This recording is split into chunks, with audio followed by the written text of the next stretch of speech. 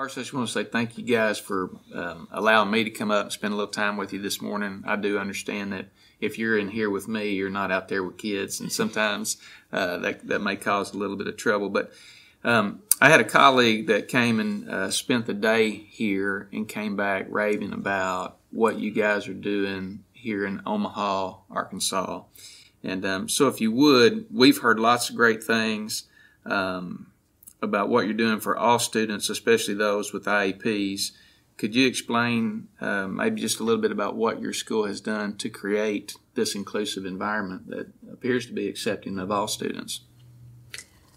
Well, I think the first thing we did is we kind of got like minds together and started looking at what our individual needs were. And we just kind of focused on students and wanted to make sure that, like I said, we were meeting their needs. And Missy, you might chime in on your role and how we all kind of came together at the same time and supporting each other. So we wanted to make sure that none of our special education students were missing Tier 1. That was very important to our administration. And so that was kind of our starting point, is making sure none of the students were missing any Tier 1 instruction.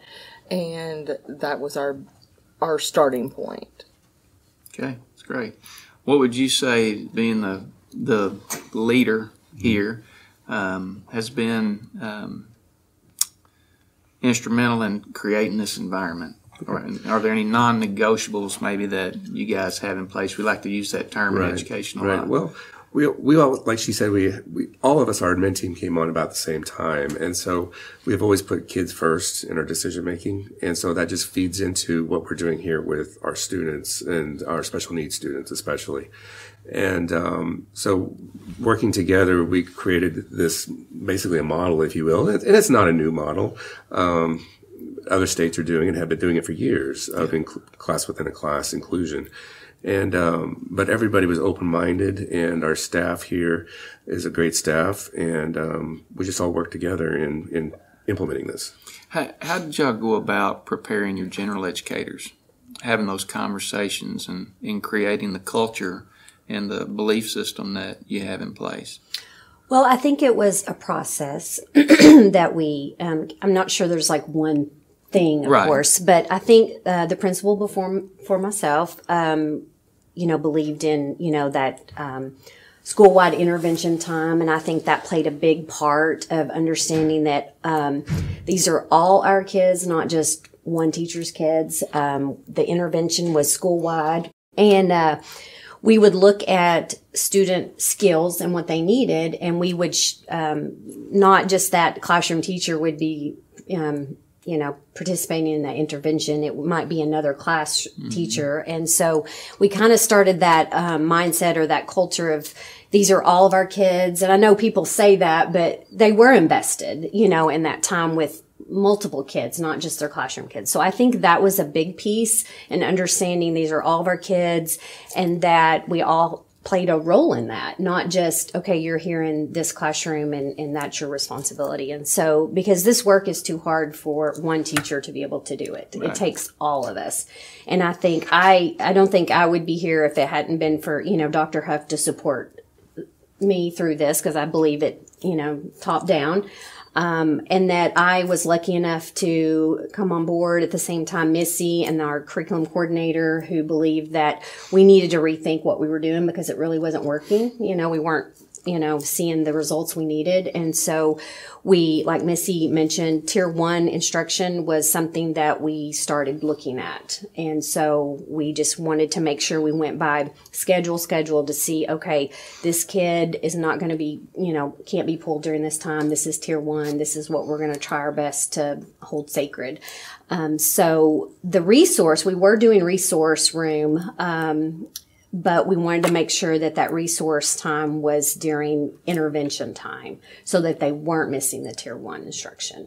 So I'm hearing you say a lot of thinking around the master schedule and how you scheduled kids individually and how you set aside blocks of the day that were Tier 1, and my understanding that students were not pulled out during Correct. core instruction or introduction of new skills. Right. You kind of ask about a non-negotiable. That was our non-negotiable, was Tier 1. No one missed Tier 1 instruction. We did realize that as we went along, our therapies, there's sometimes we contract out, and those sometimes they're not part of your conversations, because they're not there full time. And so we realized that we needed to bring them on board too, in those conversations, because, we might have done everything we could do. And then you realize the therapist was coming in and pulling kids during Tier 1. Tier 1, Haggerty. So we had to get those conversations going too. And I didn't really realize, that they come in and out, pretty quietly, just because that's the nature of what they do. And so I think that was a big piece as well to get them in that conversation. And there's times where, we'll be honest, they'll come in as there's literally no other time.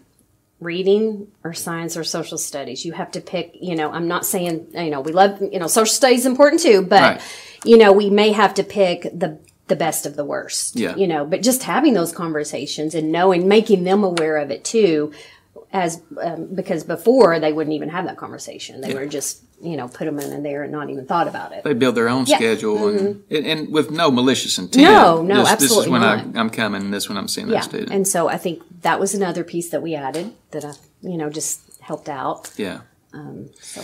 So financially, you've got a lot of great practices going on here, especially from what I heard from our prior conversation, thinking about kids first, looking at individual needs. This culture that you guys seem to have created here, has it cost you any more money? It has not. We look at the necessities of our kids, and we look at them on an individual basis. And the big piece is making sure you have enough pairs that can spread around. So if there's an expense that's a little extra, maybe in how many pairs you had versus the number of students you have. And obviously we have caseloads that we have to meet for our teachers, and you can't get outside of that. So that's a non-negotiable. That's a non-starter if you have to get away for the number of special ed teachers you have. Yeah. But you get into getting the kids into the classrooms, into the inclusion model. You just got to make sure you have enough pairs that can spread around. And that would be the big piece. Yeah, we've actually went down in numbers considerably, just due to the fact that once we have started inclusion, we found out some of those kids were able to maintain in the classroom. They've exited or went to a 504, maybe something else that was a little less restrictive. And so our numbers in special education has actually went down. And so we've actually went from having 3 or 4 special education teachers to actually 2. And you attribute that to just part of the culture and belief system in place here, ensuring that all kids get Tier 1 instruction, and kids get Core Plus more. Every kid is able to be part of your multi-tiered system of support, or RTI, and receive intervention. I do, yeah. Okay, so I'm pretty certain that doing what you've done here probably has not come without challenges. And so would you mind to talk about what were some of the challenges, or are some of the challenges? Because I know in this business there's challenges every day. Well, I think our first hurdle, I guess, would be scheduling, and just, what works here at Omaha is not going to work somewhere else. I think you have to really look at, what your resources are, what your caseload. So, there's not a one size fits all. And so, if everybody here is, everybody is going to be thrown into the classroom. That's not what happened. It's a process. We are still looking at kids' needs. But the co-teaching part that we tried to implement, I feel like was, we didn't have maybe the time, the schedule to have a common planning time that I feel like is very essential for that to be able to work, efficiently and effectively. But, that would be an issue, a struggle we had. I feel like I was very lucky. Our teachers were, very open to my suggestions. Yeah. So, and I know that's not every principal's, story to tell, but I do feel very fortunate that they trust what I'm saying, and even though they might think, "Ooh, this might be hard," I'm not sure they're willing to take that chance. And I feel like letting teachers know that they have permission to meet kids where they are, and let them know that's okay. I think that makes a difference too with the teachers. So you might speak more about struggles. And so we did have a struggle with when we tried to co-teach that obviously didn't fit our needs. So I think that was a struggle. Having our special ed teacher feel like maybe she wasn't teaching anymore was a little bit of a struggle. We've worked through some of that. That she felt like maybe she was just supplemental and aid a little bit. But we've worked through that, and she's now found her niche and is very satisfied in her work. And then maybe, scheduling is always a trouble spot, whether it's inclusion or just resource or pull out or whatever, if you ask me. Just making one. Yeah. And then new students when they move in, because you don't ever know what their needs are.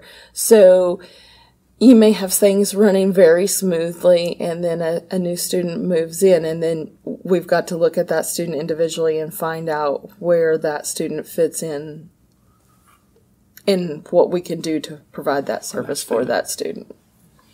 All right, I just have two more questions.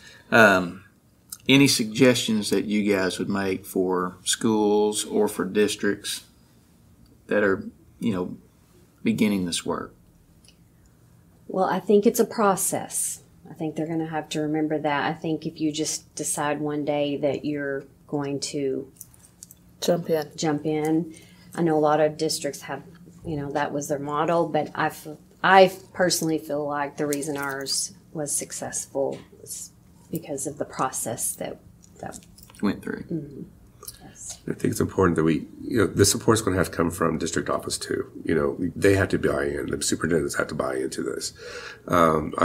I come from a state that has had inclusion since I started teaching, which was in 1996.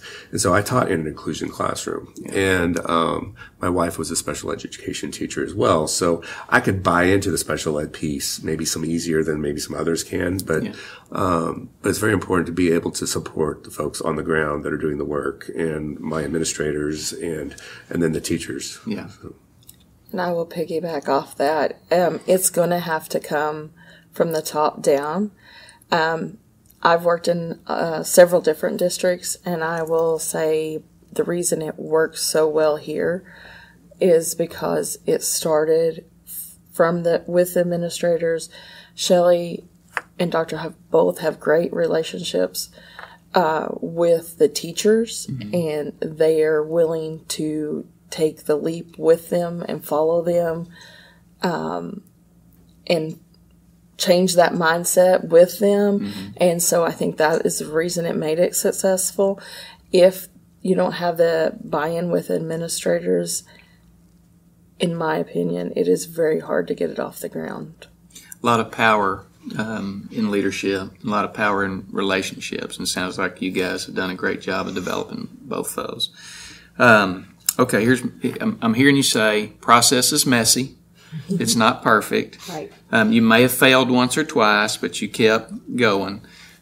So through all of this, would you happen to have any student-specific or teacher-specific stories that you want to share?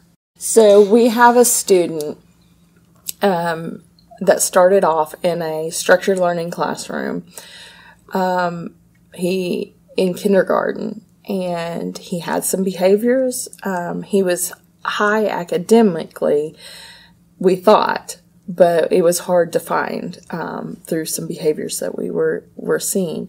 His structured learning teacher believed in him so much that as she began to do self-regulation with him and put some expectations out there, she started putting him into the general ed classroom a little bit with para support, things like that. And that kept building and building as he went through first grade and then on through, and we just kept increasing time and increasing time. Then he was in the classroom with little para support, and now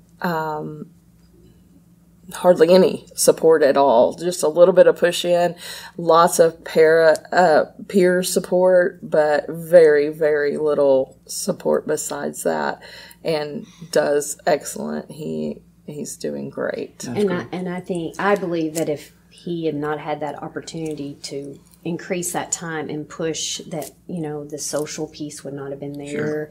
And I think just having those higher expectations for all kids, and so the expectations is a lot of it. Right. Adult expectations for children. Yes. Yeah. Well, that's all the questions I have. Guys, I really appreciate you spending a little time with me this morning and sharing your experience and sharing your work and being leaders in our state. And I know this sounds cliche, but ultimately you're being champions for kids. So thank y'all very much. Thank you. thank you. Thank you.